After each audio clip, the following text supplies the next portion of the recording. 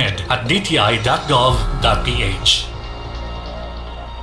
A public service announcement from PCOO, DOH, KBP, and this station.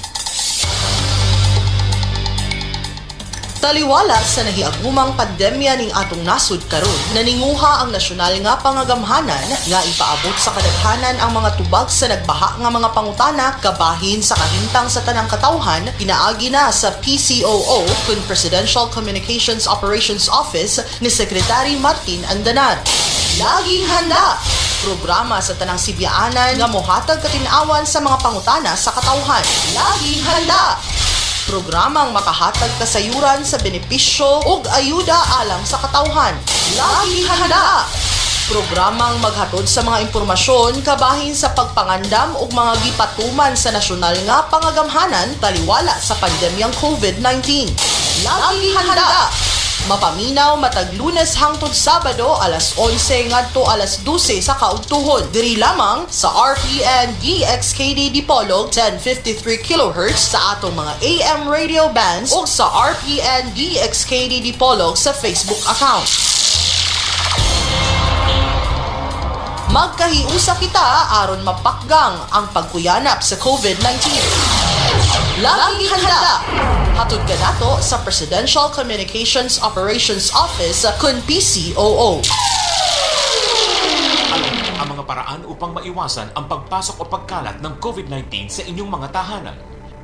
Kung kinakailangan lumabas ng bahay, ugaliing magdala ng alcohol o hand sanitizer. Huwag ring hawakan ang inyong mukha habang nasa labas ng bahay. Kapag nakauwi na sa inyong mga tahanan, i-disinfect ang inyong ginamit na sapatos hanggang swelas nito at huwag na itong ipasok sa loob ng inyong tahanan. Siguraduhin ding ihiwalay ang mga damit na inyong isinuot at agad itong labhan gamit ang detergent soap at bleach. Itapon sa nakabukod na basurahan ang gloves at face mask na inyong ginamit. Maglagay rin ng alcohol o sanitizer malapit sa pintuan. Ilagay ang bag at iba pang mga gamit na dinala sa labas sa isang kahong malapit sa inyong pintuan at linisin ang mga ito gamit ang bleach at tubig o 70% alcohol. Ugaliin din maligo at maglinis agad ng katawan pagdating sa bahay. Basta't sama-sama at laging handa, kaya natin to!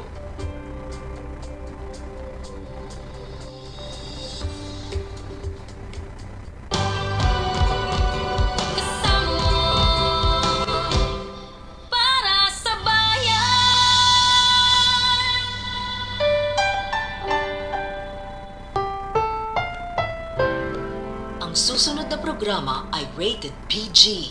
Ito ay nangangailangan ng patnubay at gabay ng magulang para sa mga batang manonood.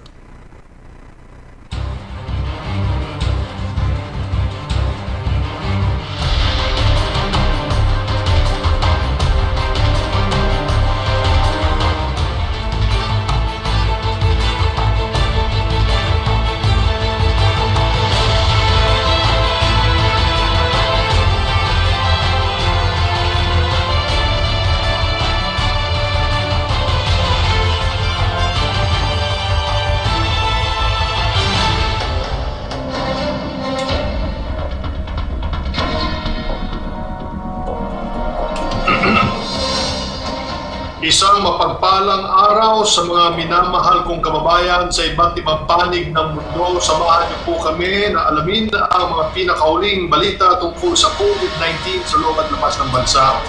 Mula sa PCOO, ako po ang inyong lingkod, Secretary Martin Andanar. At mula rin sa PCOO, ako naman po si Undersecretary Rafi Ignacio, kasama ninyong makikiusisa sa mga hakbangin ng ating pamahalaan para labanan ang pandemyang ito. Basta laging handa at sama-sama kaya natin ito. Kaya naman bayan, halina't samahan nyo kami dito sa public briefing #LagingHandaPH. Makasama rin natin magbabalita ngayong araw sina John Mogol ng Philippine Broadcasting Service, Alan Francisco ng PTV Manila, Eddie Carta ng PTV Cordillera, at si Regine Lanusa ng PTV Davao. Silipin rin natin ng mga pinakahuling balita sa bansa. Senador Bongo naglabas ng pahayag tungkol sa hinaing ng mga OFW patungkol sa pagtaas ng PhilHealth Premium Contribution. Ayon sa Senador, ang naturang pagtataas ng premium ay naayon sa Universal Healthcare Law na naisabatas noong pang-17th Congress na naglalayong mas maigtingin ang programang pangkalusugan para sa mga Pilipino. Sa naging report din ng PhilHealth noong nakaraang taon ay lumalabas na mas mataas ang halaga ng naging claims ng mga OFW at kanilang pamilya kung ikukumpara sa premiums na binabayaran ng mga ito. Gayunman, ay umapila sa Senator Go sa PhilHealth na gawa ng paraan na i-delay ang paniningil ng mas mataas na kontribusyon lalo pat umaharap ang buong mundo sa krisis na dulot ng COVID-19. Dapat din daw na amyendahan ang naturang circular order kung saan kasama pa ang mga overseas Filipinos in distress sa dapat na magbayad ng dagdag na kontribusyon. Umapila din siya na mas paigtingin pa ang information drive ng PhilHealth para malinaw na maipaabot sa ating mga kababayan ang mga pagbabagong ipinatutupad ng ahensya. Samantala, paglalatag ng mga plano para sa mungkahing balik probinsya program ng pamahalaan sinimula na po sa isinagawang virtual meeting nung nakaraang linggo na pinangunahan ni Executive Secretary Salvador Medaldea at dinaluhan ni Senator Bongo kasamang ilang pang key government officials na pagkasunduan ng pagpapatupad sa balik probinsya program ay mahahati sa 3 phase na tutugon sa pangailangan ng bawat mamamayan sa pamamagitan ng mabilisan, panandalian at pangmatagalang solusyon. Sa nasabing pagpupulong ay tinukoy na rin ang mga programang kasalukuyan ng ipinatutupad ng ilang mga ahensya na makatutulong sa pagpapabilis at pagiging epektibo ng balik probinsya program ng pamahalaan. Kabilang sa key agencies dito ang DSWD, Department of Agriculture, Trade and Industry, Education, Labor and Employment, Transportation, Housing at Health. Ayon kay Senator Go na mahalaga ang maigting na pagtutulungan ng pamahalaan para masigurong mabibigyan ng magandang panimula at sapat na kabuhayan ang bawat individual o pamilya na makikiisa sa programa. Samantala, mga atleta sa bansa dapat ring patuloy na suportahan sa gitna ng COVID-19. Kasabay sa naging panawagan na ito ni Senator Go ay pinasalamatan din niya ang Philippine Sports Commission at Games and Amusement Board sa naging inisyatiba ng mga ito na patuloy na bigyan ng assistance ang ating mga national athletes. Kamakailan lang ay nagbigay ang PSC ng allowance sa humigit kumulang 1,000 atleta at coaches sa kabila ng no training, no allowance policy nito. Nagtakda din ng temporary housing at namigay ng pagkain ang PSC sa mga na-stranded na atleta dahil sa pagpapatupad ng enhanced community quarantine sa buong Metro Manila at nagsagawa ng online medical consultation at psychological session upang patuloy na ma-monitor ang kalusugan ng ating mga national athletes. Ang Games and Amusement Board naman ay patuloy ang pakikipag-ugnayan sa DSWD para mabigyan ng food packs at financial assistance ang ilang pang mga atleta sa ilalim naman ng programang Assistance for Individuals in Crisis Situations program ng ahensya. Bilang chairperson ng Senate Committee on Sports, hinikayat din ni Senador Go ang mga business owners sa industriya na palakasan na magbigay din ng suporta hindi lang sa ating mga atleta kundi maging sa kanilang mga empleyado rin sa gitna ng krisis na pinagdadaanan ng bansa. Samantala, Secretary Martin, silipin natin ang pinakahuling bilang ng mga kaso ng COVID-19 sa bansa. Lumampas na po sa 9,000 mark ang bilang ng confirmed cases sa Pilipinas. Yan po ay matapos madagdagan ng 295 positive cases ang kabuang bilang sa bansa as of 4 p.m. kahapon na ngayon po ay may total count na 9,223. Samantala, naitala din ang karagdagang 90 cases na mga nakarecover mula sa sakit sa kabuang bilang na 1,214 habang 607 naman po ang pumanaw. Kahapon naitala ang pinakamataas sa bilang ng mga nakarecover sa nakalipas na 7 araw habang pinakabababa naman ang bilang na 4 sa karagdagan ng mga nasawi sa loob ng 1 linggo. Kapansin-pansin din na nananatiling mataas ang nadadagdag sa recovery cases kung ikukumpara sa mortality case dahil sa COVID-19. Paulit-ulit po ang aming paalala na huwag maging kampante habang nananatili ang banta ng COVID-19, panatilihin ang social distancing, manatili sa ating mga tahanan at ugaliin ang paghuhugas ng kamay. Para po sa inyong mga katanungan at concerns tungkol sa COVID-19, maaari niyo pong i-dial ang 02894-COVID o kaya ay 02894-26843. Para naman po sa mga PLDT Smart Sun at TNT subscribers, i-dial po ang 1555. Maaari niyo rin pong tawagan ang hotline numbers ng iba't ibang ahensya ng ating pamahalaan na makikita niyo sa inyong TV screens. Patuloy po kayong makibalita sa mga pinagkakatiwalaang sources ng impormasyon tungkol sa COVID-19. Maaari niyo pong bisitahin ang www.doh.gov.ph o ang ating pong www.covid19.gov.ph. Oras po natin, alas 11:09 ng umaga. Maya-maya ay makakasama natin sa ating public briefing sina Secretary Eduardo Año ng Department of Interior and Local Government, Attorney Arnie Salvosa, ang Assistant Vice President for Corporate Services, Department ng PAGCOR, Senior Gaming Officer Diane Erica Ogno, at si Brigadier General Ricardo Morales, ang Presidente at CEO ng PhilHealth.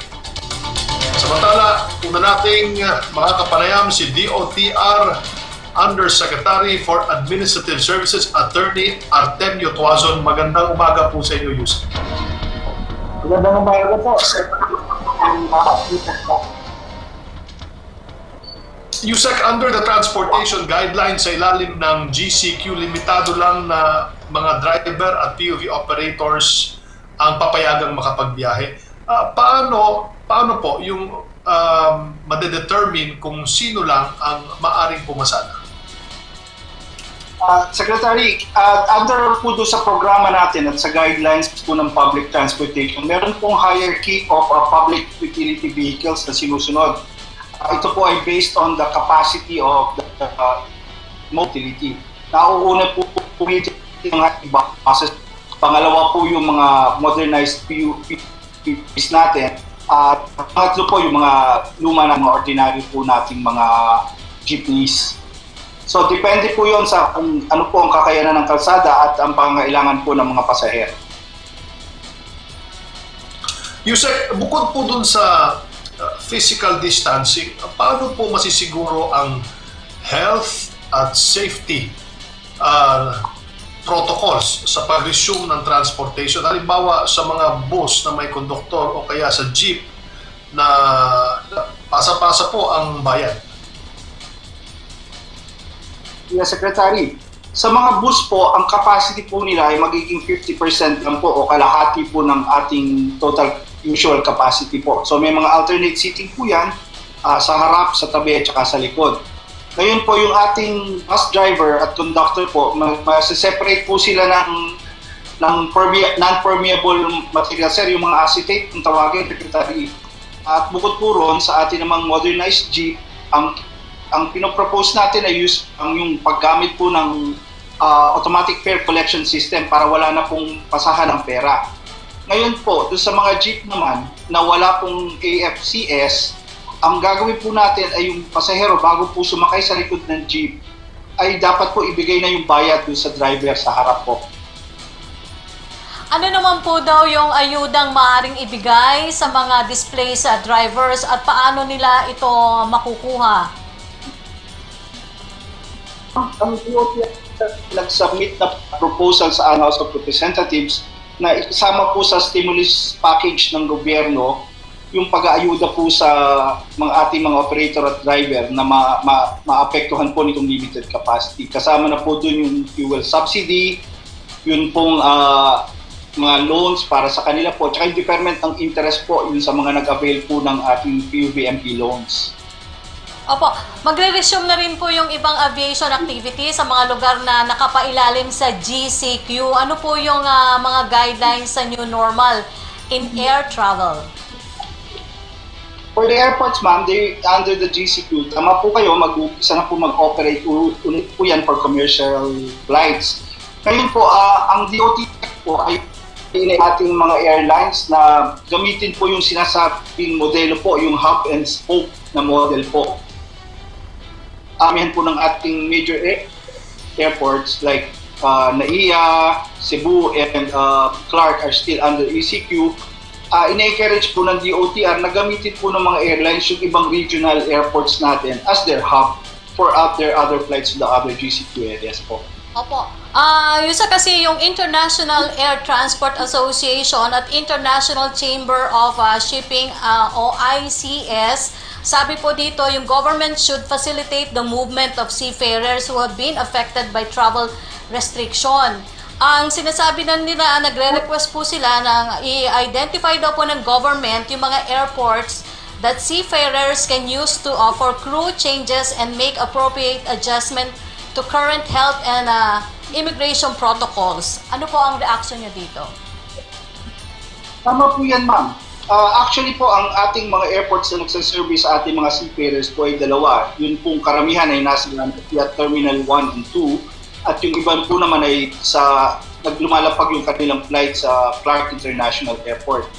Ayun po, by request po ni Secretary Galvez, ang ating national implementor, isinara po muna natin yung mga airports po natin for 1 week starting yesterday po para lang mailagay na po natin yung karapatang mga sistema at yung pang-testing po natin ng mga OFWs. Inaayos natin yung lugar para OFWs as well as yung mga nag-hunt po sa atin sa airports. Yusek, pwede mo kaming bigyan ng update sa mga ongoing build projects ng pamahalaan spearheaded by the DOTR?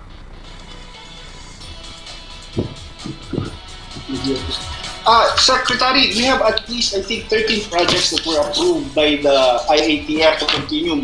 Most of them are with the rail projects natin. Yung ating pong malalaking rail projects, they are the MRT 3 rail replacement works, the LRT, the LE2 extension, LRT2 West extension, the LRT2 fire restoration, yan po yung sa Santolan Station natin na nasunog. The MRT7, the Metro Manila Subway, the MRT-LRT Common Station in North Avenue in Quezon City, the PNR Clark 1, the PNR Clark 2, the Subic Clark Railway, the PNR Bicol, and the Mindanao Railway. Paano po naman natin sinisiguro ang health and safety protocols sa ating mga construction workers? Secretary, they will be required to undergo testing, COVID-19 testing, prior to reporting for their areas. Tapos po doon, yung iba sa kanila ay house within site, sir. Kung tawagin natin ay on-site housing para hindi po sila kumakalat at palabas-labas. Yung iba naman po ay susunduin ng shuttle na diretso sa kanilang construction sites. Of course, sir, yung pong ating mandatory wearing of face mask, yung hand washing, yung social distancing, they will all be observed po.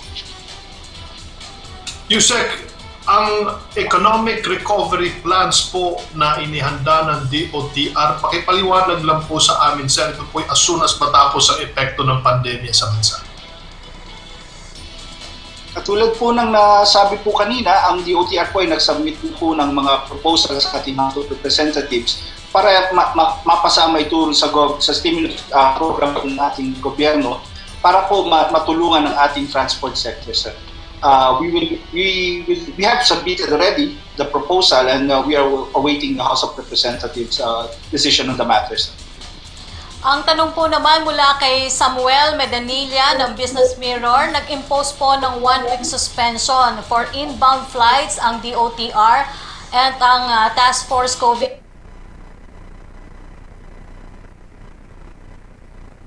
ito 14-day quarantine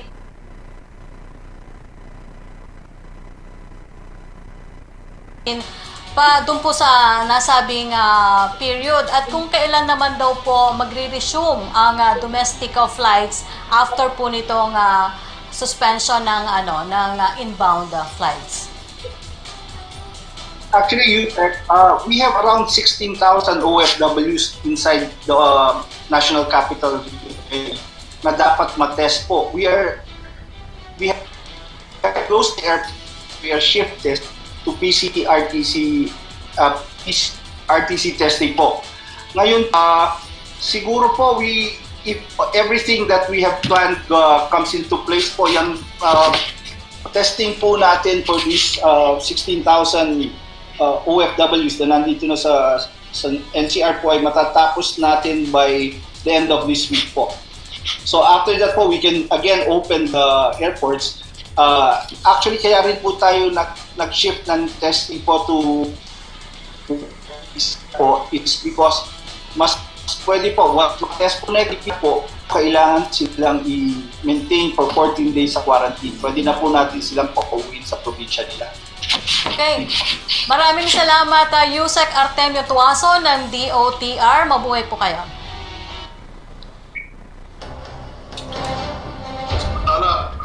Rocky, Yes, Secretary. kailangan masagot itong issue ng PhilHealth. Kaya mamaya makakausap natin si General Morales para masagot niya ito. Okay. Bago yan ay unahin muna natin si DILG Secretary Eduardo Anyo. Magandang umaga po muli sa inyo, Secretary Ed. Good to see you again. Kung umaga naman na Sec Martin, umaga sa ating viewers at mga listeners. Ngayon pong may guidelines na nailabas ang IATF para sa mga lugar na nasa ilalim ng General Community Quarantine. Dapat na rin po bang asahan na Metro Manila at ilang pang ECQ areas ay mauuwi na sa GCQ after May 15?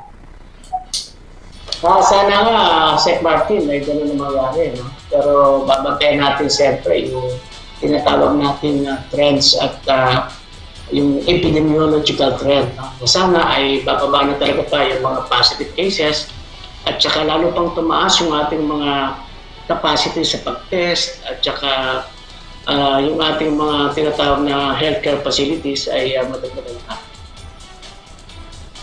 Sa patuloy na pagtaas ng kaso ng COVID-19 sa bansa, advisable pa rin po bang isailalim sa total general community quarantine ang high-risk areas gaya po ng Metro Manila? Or meron po mga lugar sa Metro Manila, General or Secretary Anyo, na mataas po talaga ang rate ng positive ng COVID-19?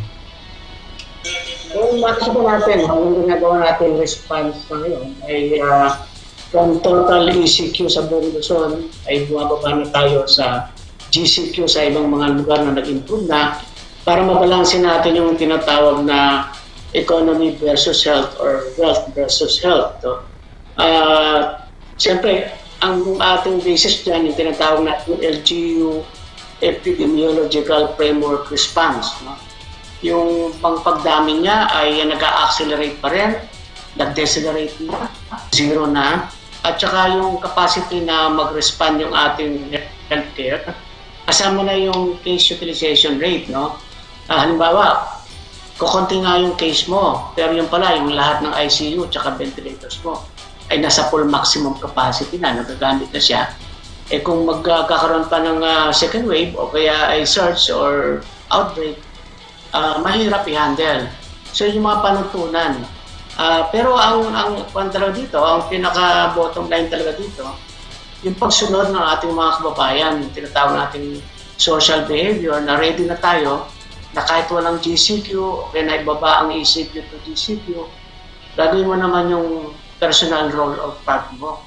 Yung physical distancing, pagsusuot ng face mask, at saka bottom line dyan, stay at home, wala kang gagawin. No? Stay at home talaga. Dahil GCQ at saka akala kasi pag GCQ ay pwede nang mag-relax, pwede nang magpunta ng mall. Hindi pa rin yun. Community quarantine pa rin yun. Ang ating pag-unlad at kung paano natin matatapos yung COVID na to ay nakasalalay sa bawat mamamayan natin, individual person. Secretary Anyo, tungkol naman po sa second tranche ng Social Amelioration Program, may sapat na pondo po ba ang gobyerno para dito? Yes, nakaroon tayo ng pagpupulong sa IATF at doon ay napag-usapan doon na ang ating first tranche muna tayo. No? Tatapusin natin itong naipamigay, nagbigay tayo ng extension. At dapat doon, yung ating mga LGUs, may submit din kaagad yung mga pangalan ng mga hindi nakasama na qualified. Kasi sa second tranche ay isasama na sila at babayaran din pati yung first month sa mga under ECQ sa second month. Kasi bibigyan natin ng prioridad yung mga nasa ECQ na areas. Pero yung unang buwan, commitment yan ng ating Pangulo, talagang bibigyan natin lahat, pati yung mga hindi nakasama. Eligible ba rin ba po makatanggap yung mga hindi nabigyan ng tulong mula naman dito sa GCQ areas? At marami po nagtatanong kung yun daw pong subform ay dapat ay may barcode. Kasi meron daw po silang minsan na tatanggap na walang barcode. Dapat yan may barcode yan. Yan pag-account ng bawat card na yan. At yung hindi nakasama nga sa listahan, dapat ay isubmit ng ating LGU yan, no? Either in the form of survey form or kung paano listahan yung ginawa ng LGU para yan ay mabalidate ng DSWD sa susunod na bigayan, makatatanggap na sila. Sec Ed, naging mainit kahapon yung ginawang pagsita kay dating Senador Jinggoy Estrada dahil umano sa hindi nito pagsisecure ng permit para magsagawa ng relief operations. Ano po ba ang guidelines o tamang proseso sa pagsasagawa ng mga relief operations at feeding program? Una-una, nagpalabas nga ang IATF ng panuntunan, no? Pati ang DILG, na dapat ang lahat ng magsasagawa ng relief goods at operations, unang-una dapat authorized yan. Meaning to say, coordinated yan sa local government units at meron silang certification. Kasi ang LGU kasi ang dapat na namumuno dyan para alam nila kung sino yung nakatanggap, hindi nakatanggap, saan papasok yung LGU para naman matugunan yung hindi mga nakatanggap. At may mga ahensya tayo na nakatalaga dyan katulad ng OCD. Kasi napatunayan natin na may mga grupo na nagsasamantala na kunyari ay mag-distribute ng goods, yung pala, pagkakandak ng rally, o kaya ay nininegosyo lang nila. So, yung sa pagkaka-arrest kay former Senator Jinggoy Estrada, unang-una, wala siyang official coordination or siyang from the city government. So, paglabag yan, ECQ guidelines. Pangalawa, yung mga nag-distribute, wala rin silang quarantine pass, no? They are not authorized person outside residence. So, violation na naman yun. Pagkatapos, nakita ko sa video, may mga pagsaway sa physical distancing. At pangapat, no, pati mga seniors at minors, ay lumabas din ng bahay, no? Another pagsaway na naman yon. So, dapat sana, no, naintindihan naman natin kagustuhan ni Senator Jinggoy na makatulong. Dapat ay ayon ito sa legal na pamamaraan at sa panuntunan ng ECQ guidelines. So, dapat nag-coordinate siya sa LGU. Kung kaaway naman niya yung LGU, andyan naman yung OCD. Ibigay mo yung gusto mong ipamigay doon, kung saan intention mo, and let OCD do its job kasi may mga ayon sa ilalim yan. Pero before that kasi may mga complaints na rin. No? For example, yung mga vendors sa Agora Market ay nagpo-complain kasi merong rolling stores ng ginawa na nagbebenta sa half the price. So, nung una, wala itong business permit. Tapos pangalawa, unfair competition naman ito sa mga legal na nagtitinda na kung ang presyo ay half the price. At nakita din natin sa picture doon yung sanitary practice ng pag-distribute ng goods. Halimbawa, yung bango sa hawak-hawak, bibigay sa ibang tao, papasa-pasa. So ito naman natin kagustuhan ni Senator Jinggoy na makatulong. At naiintindihan naman ng ating mga kabayan. Pero dapat ay ilalagay natin sa tama at legal. Opo, Secretary, pero kapag daw po nagpapatuloy na 200 yung naitatala na pagtaas pa rin ng COVID cases positive, magpapatuloy po daw ba ang ECQ? At tanong naman kay Maylene Alfonso ng Bulgar, sa kabila daw po ng pakiusap ni Pangulong Duterte na huwag maningil ng upa, may isang video daw po na nag-viral tungkol sa isang bagong panganak na ginang sa Caloocan City na pinapalayas di umano dahil hindi sila makabayad ng upa. Ano po yung action naman daw ng government dito?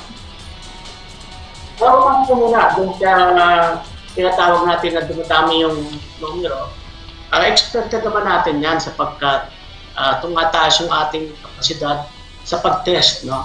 So yung ibig sabihin, yung mga dumaraming numbers na yan, yung mga PUMs, PUIs, na di-discover natin, positive pala sila. So, andyan na sila, may sakit na sila, na-discover lang natin. Ang importante dito ay buwababa yung ating death rates, no, yung mga namamatay natin, at yung case doubling sa bawat lugar ay buwababa. So, ang mga matitira na siguro mga lugar dito, yung talagang sobrang taas pa, na meron pa rin community transmission, katulad ng Quezon City, mataas pa rin yan. Sa Calabarzon, may mga probinsya dyan na matataas pa rin, katulad ng Rizal. So, yun ang mga lugar na binabantayan natin. Pero pwede rin kasi na pagdating after May 16, ay pupunta naman tayo sa localized ECQ na. No? Pwede hindi na buong probinsya sa mga naka-ECQ ngayon, kundi pupunta na tayo sa mga barangays or municipalidad or component city na yun lang ang ila-lockdown natin para mai-converge, consolidate yung resources at saka mai-focus natin yung pag-intervene sa mga cases dito sa mga areas nito. Pangalawa naman sa tanong mo, titingnan natin yan. No? Yan ay mga tinatawag natin mga isolated cases. Kukunin natin yung data at titingnan natin paano natin matutulungan itong buntis na kamo ay pinalayas kasi sa panahon yan dapat bayanihan. No? Intindihin natin yung sitwasyon ng ating mga kababayan para naman makatulong tayo sa kanila. Concern naman mula daw sa isang residente po ng Quezon City, bakit daw po sa kanilang lugar, sa Girayan, Baloy, Saragosa at sa Pawoy Street sa Barangay Doña Imelda at Barangay Captain Ubaldo, wala daw po natatanggap na kahit anong ayuda o relief pack. Sana daw po ay matulungan sila, Secretary. Yes, so kukunin natin yung mga complaints na yan at nakaantaba yung ating mga regional directors, provincial directors, MLGOOs at saka CLGOOs. Kapag may mga ganyan, agad-agad inuog na yan yung mayor, barangay captain, at binibigay yung mga pangalan para meron tayong sagot at magawa nila ng tamang aksyon. So yung ating DILG Emergency Operations Center, kasama yung ating mga complaint centers, 24/7 naman yan. So antayin namin yung mga yan, kukunin namin yung mga data na yan, and we will take actions. Maraming salamat po sa inyong oras, DILG Secretary Ed Anyo. Mabuhay po kayo, sir. Maraming salamat din sa ating mga kababayan. Stay at home, wear face mask, and observe physical distancing. We can defeat COVID virus. Thank you. Secretary Martin, silipin naman natin ang pinakahuling bilang ng COVID-19 cases sa ASEAN region. Nangunguna pa rin ang Singapore sa may pinakamaraming kumpirmadong kaso sa buong riyon na sinusundan ng Indonesia at ng Pilipinas. Habang ang Thailand naman po ay nasa ika-5 pwesto, ang may pinakamataas sa bilang ng recovered cases sa buong ASEAN region. Sa buong mundo naman po, ang Estados Unidos pa rin ang may pinakamataas na confirmed cases na sinusundan ng Espanya, Italia, UK at France, habang nasa ika-41 pwesto po ang Pilipinas sa buong mundo.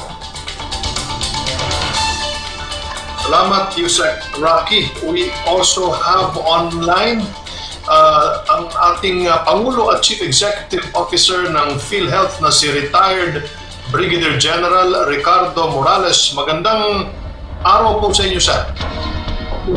Good morning, Secretary Martin at Yusek Rocky. Good morning. Wala magagal. Opo, talagang naging halos umusok po yung internet kahapon, the entire weekend dahil po sa announcement ng PhilHealth at gusto po naming makuha ang inyong side, no?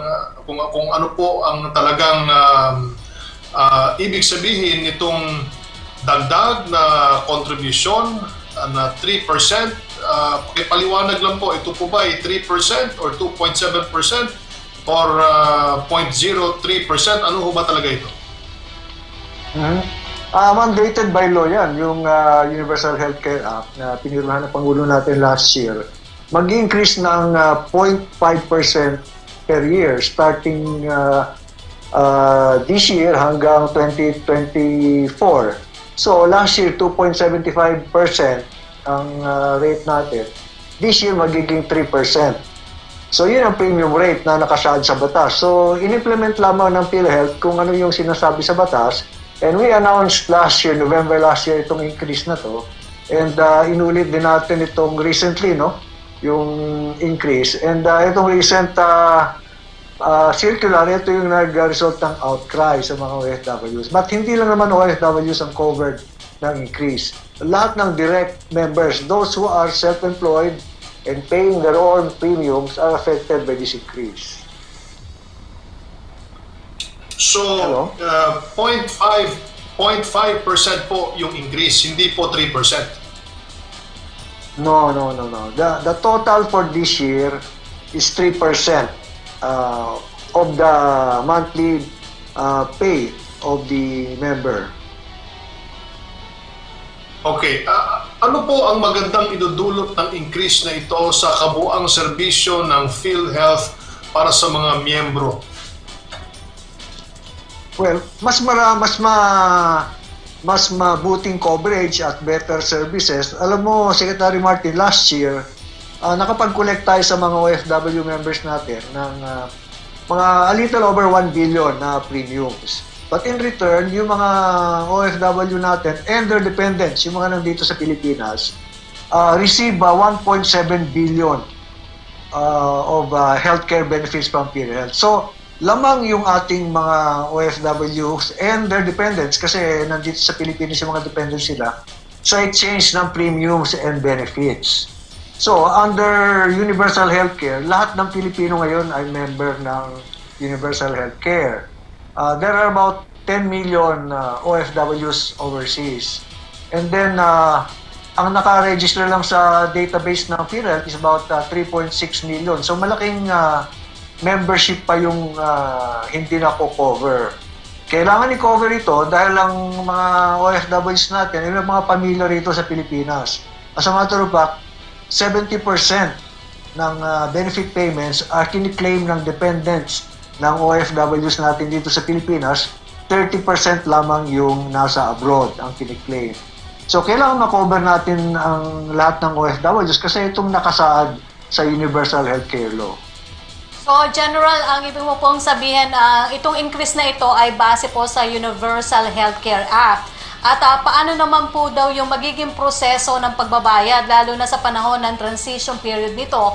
Meron daw po bang ibibigay na grace period for this year? Actually, Yusek Rocky, nag-release na tayo ng pronouncement na i-relax natin yung collection period, may moratorium hanggang May 30, ano? Kasi yun din ang spirit ng Bayanihan Law, along with yung GSIS and SSS. Pero ngayon, since I'm sure hindi pa naman matatapos to ng May 30, we're looking at a longer period of the moratorium. So in effect, flexible payment period. You know, the reason na hindi masyado natin giniit itong moratorium sa payment, kasi meron din namang mga members na gustong magbayad. So, hindi naman natin tatanggihan yun dahil kailangan masustain yung pondo. Ang laki-laking makakaltas sa pondo natin dito sa COVID-19. So, hindi natin masyadong giniit na moratorium kasi baka yung gustong magbayad at kaya namang magbayad, hindi na rin magbabayad. But right now, we're also considering na i-declare na optional yung payment ng premiums.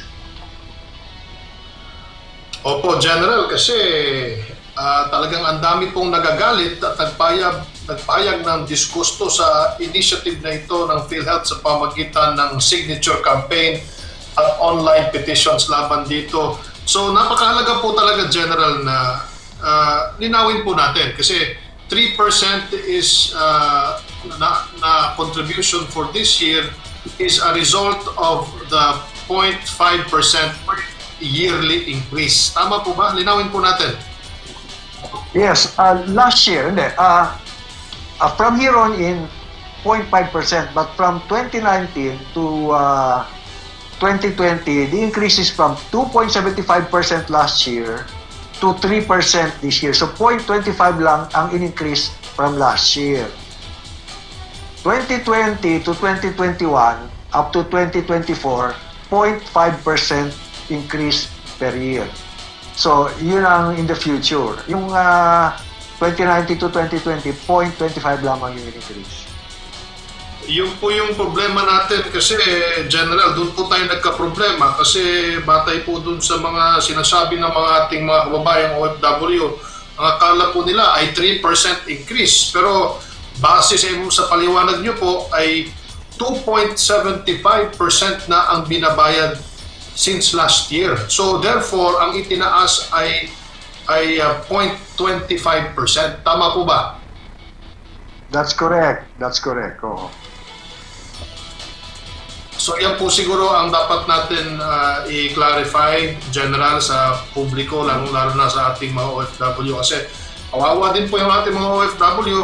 Meron din po nagsasabi sa kanila na bayad sa, of course, lahat po ng kanilang mga daing ay lumalabas na po ngayon. Ay sinasabi nila na this is so unfair. Hindi na nga nabigyan ng ayuda yung mga pamilya nila dahil meron daw OFW na kamag-anak. Tapos ito pa, dagdag na pahirap. But then again, it boils down to a simple explanation na yung increase is 0.25, hindi 3%. No. 0.25 ang increase from last year, not 3%.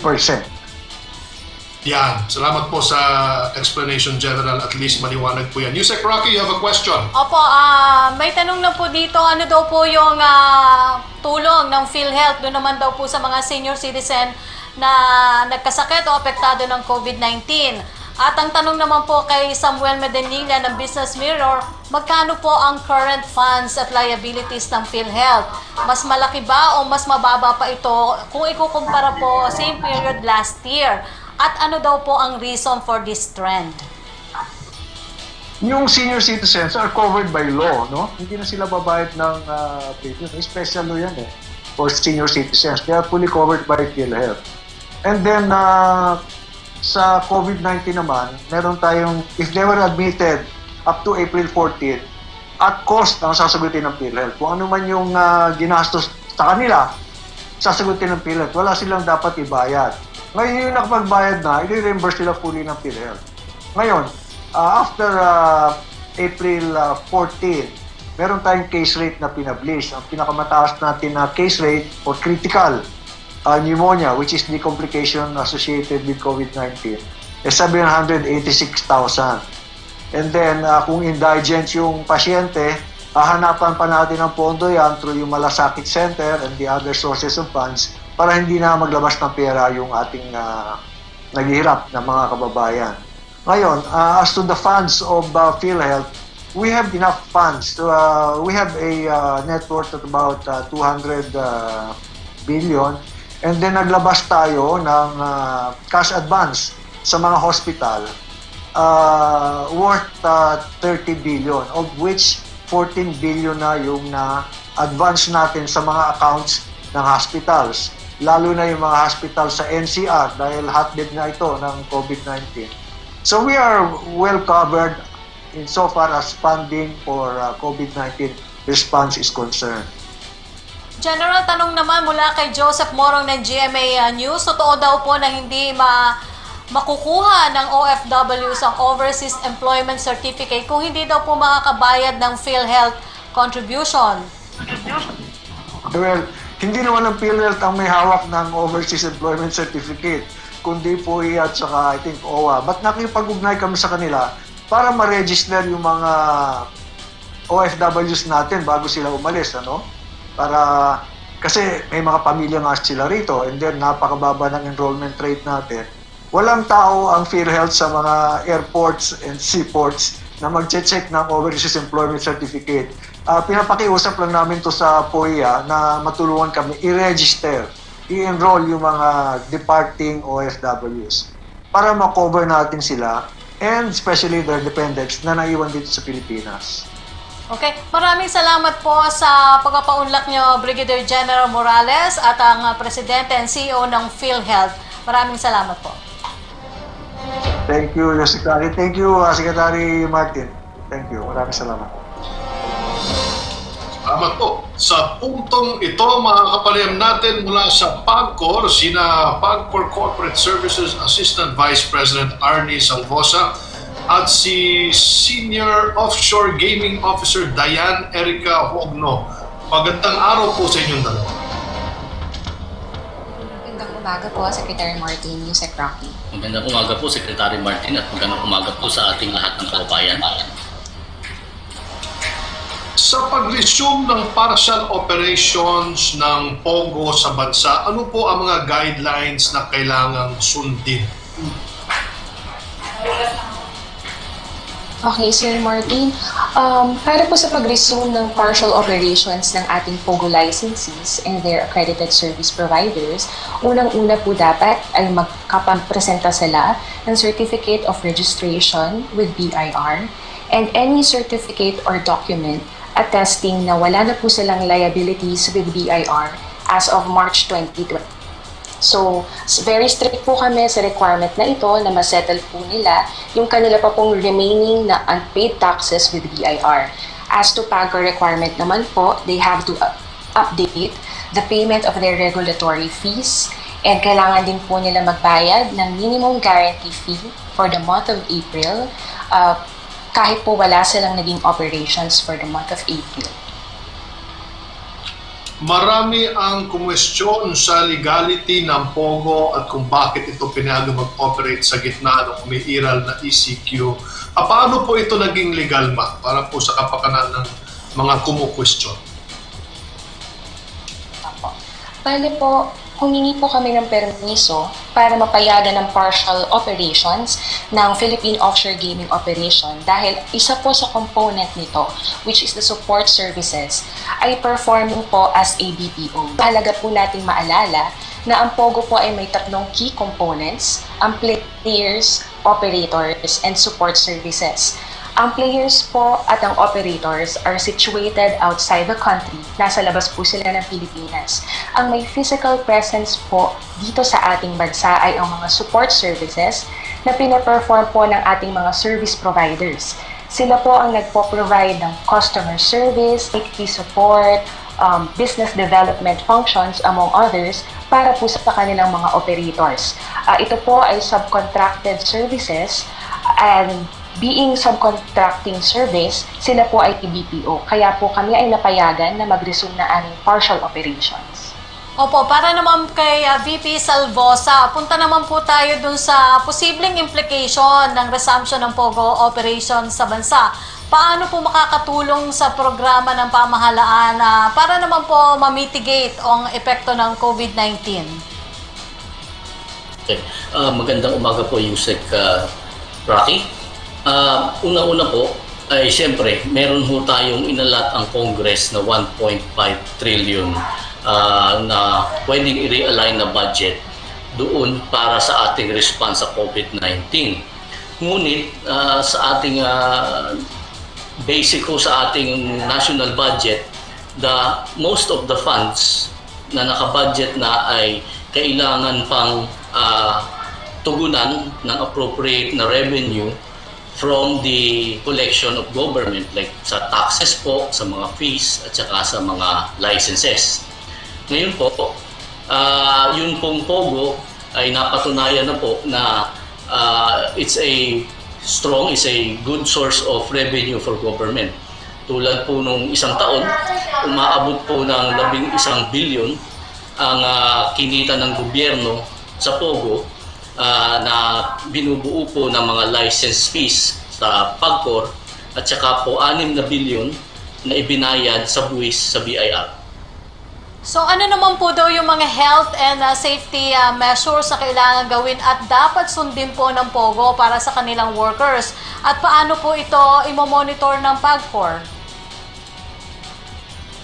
Tulad po nung nabanggit ng aming chairman nung isang araw, una-una po dyan, kung ang isang worker ng POGO ay may nararamdaman na bago siya pumasok, hindi na po siya papayagang pumasok, imbes ay dadalhin na po siya diretso sa ospital. Bago po pumasok ang mga workers ng POGO, ay sila muna ay pag-undergo ng testing at yung mga nag-negative lang po dun sa test ang papayagang pumasok.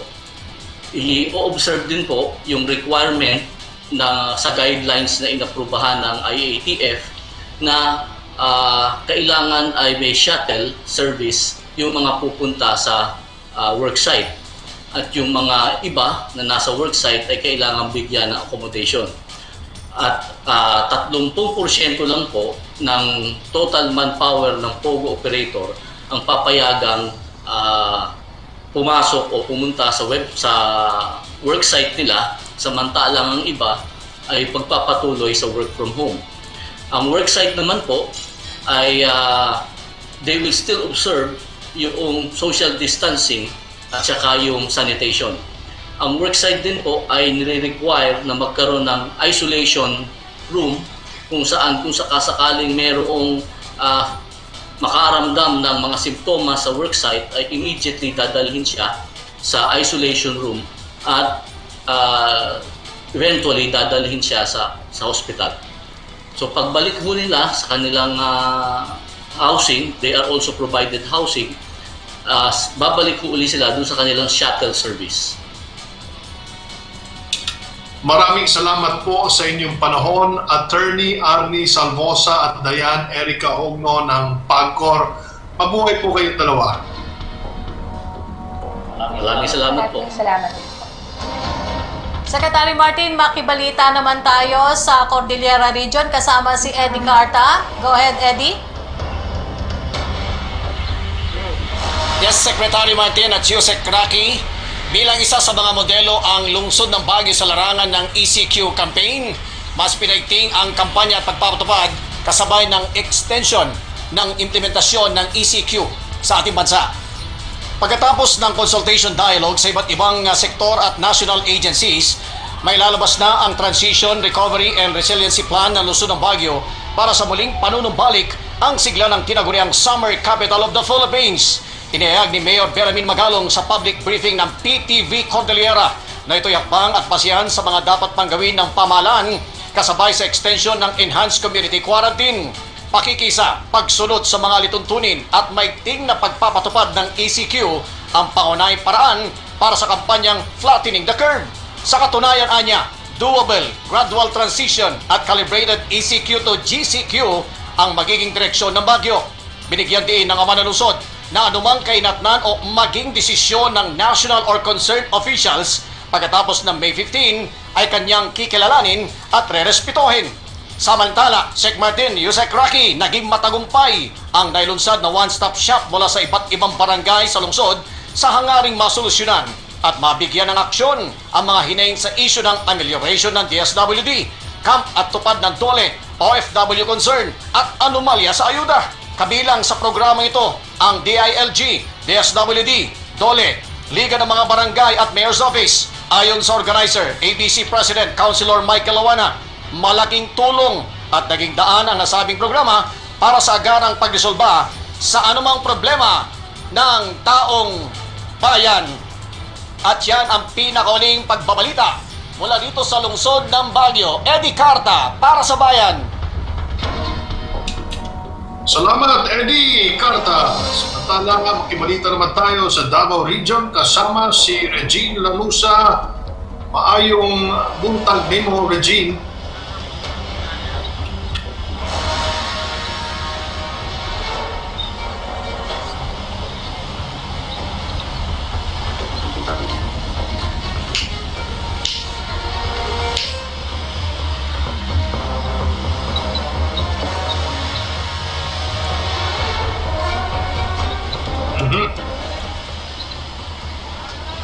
Balikan natin si Regine. Alamin muna natin ang mga nakalap na balita mula po naman sa Philippine Broadcasting Service. Nandiyan po si John Mogol. John.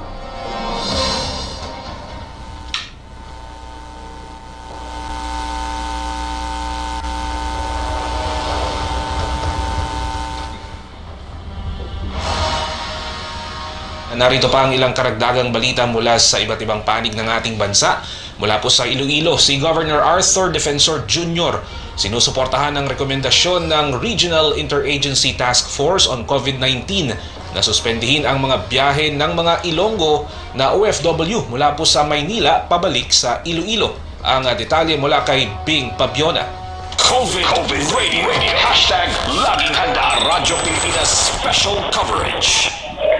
Sinusuportahan ni Governor Arthur Defensor Jr. ang rekomendasyon ng Regional Interagency Task Force on COVID-19 sa National Interagency Task Force na suspendihin muna ang mga biyahe ng Ilonggo Overseas Filipino Workers mula sa Metro Manila patungong Iloilo. Gusto ni Defensor na kung pwede, wala mo nang magbibiyahe dahil may 5 nagpositibo ng mga OFW na bumalik sa Iloilo kamakailan. Ang paghayag ni Governor Defensor na kung hindi mapailalim sa real-time polymerase chain reaction o RT-PCR test ang mga babalik sa Iloilo, malaki itong panganib at may posibilidad na may magpositibo sa COVID-19. Ayon kay Defensor na makompromeso ang pagkwarentina sa buong probinsya, kabilang na dito ang lungsod ng Iloilo dahil ang Metro Manila ay ang ground zero ng COVID-19 pandemic at hindi dapat ikalat ng tao dahil kung ipinapatupad ang kwarentina, dapat walang gumagalaw o lumabas sa kanilang mga lugar o sa mga bahay.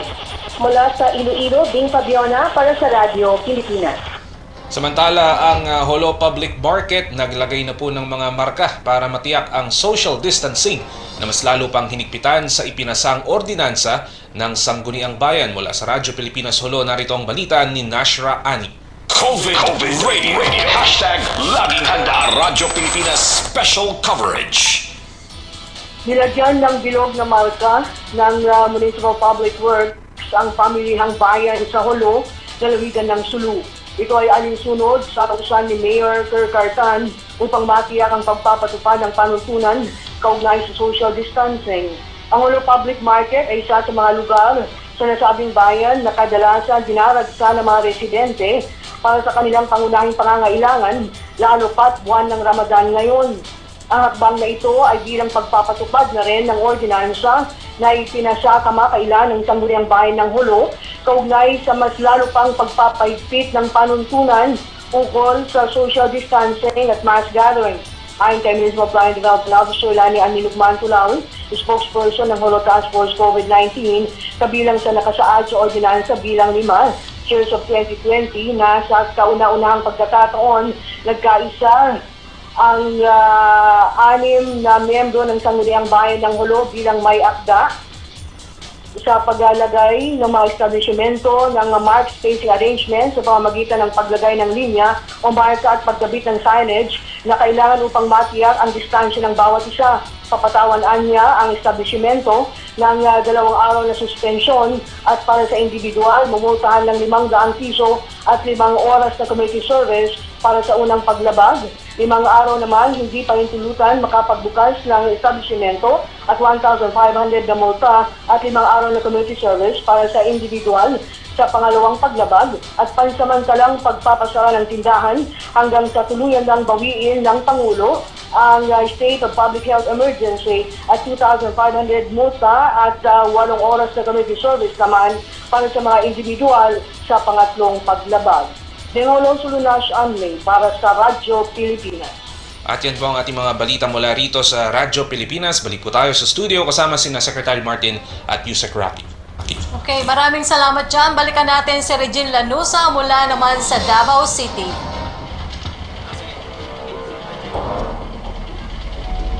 Yes, Secretary Martin at Yusek Rocky, matapos nga ang ilang buwan, ngayong araw ay sinimula naman ng Davao City na pauwiin na nga dito sa syudad ang mga Dabawenyong na stranded sa Clark, Pampanga at sa mga karatig lugar nito. Pasado alas 10 kanina ay dumating na nga dito sa Davao International Airport ang eroplanong Lulan ng 150 na mga pasaherong na stranded sa Clark, kung saan nasa 120 nito ay residente ng Davao City at ang iba ay residente ng Karatig Probinsya. Matapos makababa ay sinailalim muna sa rapid testing ang lahat upang makasiguro na hindi ito maging sanhi ng pagkalat ng COVID-19.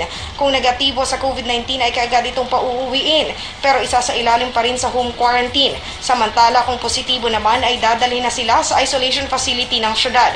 Bawal ang sundo, kaya naman naghanda ng sasakyan ng Davao City LGU na siyang maghahatid sa mga umuwi sa kanilang bahay. Nagpadala na rin sa mga sasakyan ng mga Karatig Probinsya ng Davao City na siyang susundo sa kanilang mga residenteng umuwi dito. Ayon sa head ng City Tourism Operations Office na si Jean Rose Texon, walang babayaran ang nasabing mga individual dahil ang lokal na pamahalaan ang ng Davao City na ang nagbayad ng lahat. Maliban dito ay pinauwi na rin nila ang mga na-stranded dito sa Davao City na papunta sa Clark, Pampanga. Sinagot din ng lokal na pamahalaan ang kanilang pamasahe. Ngayong Miyerkules naman ay nakatakda na ang biyahe ng Davao City to Manila, kung saan nasa 400 na mga individual na na-stranded sa Manila ang inaasahang pauuwiin dito sa Davao City at syempre isa sa ilalim din sila sa rapid testing. At yan muna ang pinakahuling update mula dito sa Davao City. Regine Lanuza para sa Bayan. Okay, maraming salamat sa iyo, Regine. Nag-uulat mula sa Davao City. Secretary? Ayun, talagang siksik na siksik ang ating balitaan ngayong umaga, Rocky, at meron naman tayo mga naliwanagan ng mga issue. Lalong-lalo na itong sa mga OFWs na na-increasean ng bayad sa PhilHealth. Pero ang importante dito ay nanawagan din si Senator Bongo na dapat ito ay magkaroon ng moratorium. No? Dapat hindi sa panahon na ngayon na naghihirap tayong lahat. Samantala, magbabalita rin si Alan Francisco mula po naman sa Quezon City. Alan, kamin. Sec Martin, tulad ng nakikita nyo sa aking likuran, no, mga upuan po yan na iniwan ng mga residente dito sa Quezon City sa Barangay Bagong Silangan na iiwanan o dadalhan o paglalagyan, no, ng mga ayuda ng kanilang mga barangay.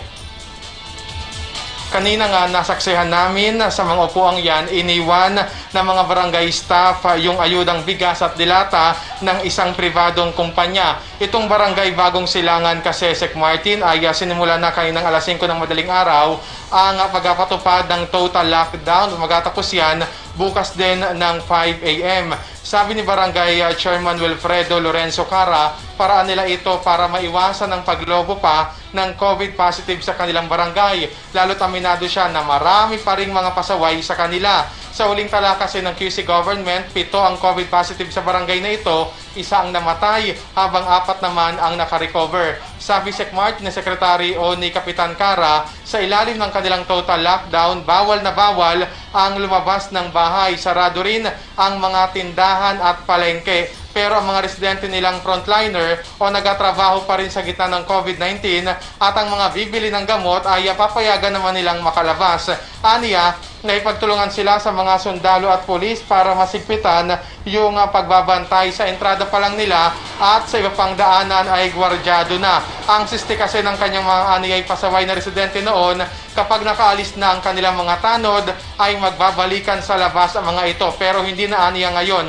Samantala, Sec Martin, sabi pa ni Kapitan, pang-4 na beses nang nakapagbigay ng relief goods ang QC government sa kanila, bagamat aminado siyang marami pa rin ang nagrereklamo. At yan ang balita mula rito sa Barangay Silangan sa Quezon City. Alan Francisco para sa Bayan. Maraming salamat, Alan Francisco. At Rocky, pasalamat din tayo sa mga naging panauhin natin ngayong araw na ito dito sa public briefing, #laging handa, at sa lahat po ng mga agencies sa kanilang pag-aatid ng balita at informasyon. Maraming salamat din sa ating, ito, mahalaga ito pasalamatan natin ang Filipino Sign Language Access Team for COVID-19 sa inyong araw-araw na suporta sa ating programa. Mabuhay po talaga kayo, mga sir at mga ma'am. At dyan po nagtatapos ang ating programa para sa araw na ito. Ako po ang inyong lingkod, Secretary Martin Andanar mula sa Presidential Communications Operations Office. At mula pa rin sa Presidential Communications Operations Office, ako naman po si Undersecretary Rocky Ignacio. Talagang bagay na bagay sa iyo, Rocky, pag nasa studio, no? Ano bang nagbago sa isipan mo at ikaw ay pumunta dyan sa studio at pumatak dyan? May inasikaso tayo, Secretary Martin, sa opisina natin dito sa PTV. Okay, maayos yan. Uy, nga pala, nag-o-offer si Les Reyes, yung Les Reyes barbershop na libreng gupit dyan sa PTV. Kung gusto nyo raw, pupunta sila dyan para magbigay ng libreng gupit the same way that they do this sa mga ospital. Libreng gupit. Magandang project yan. Hanggang bukas po muli, dito lang po sa public briefing, #LagingHanda PH. Taliwala sa nahiagumang pandemya ning atong nasud karon, naninguha ang nasyonal nga pangagamhanan nga ipaabot sa kadaghanan ang mga tubag sa nagbaha nga mga pangutana kabahin sa kahimtang sa tanang katawhan, pinaagi na sa PCOO kun Presidente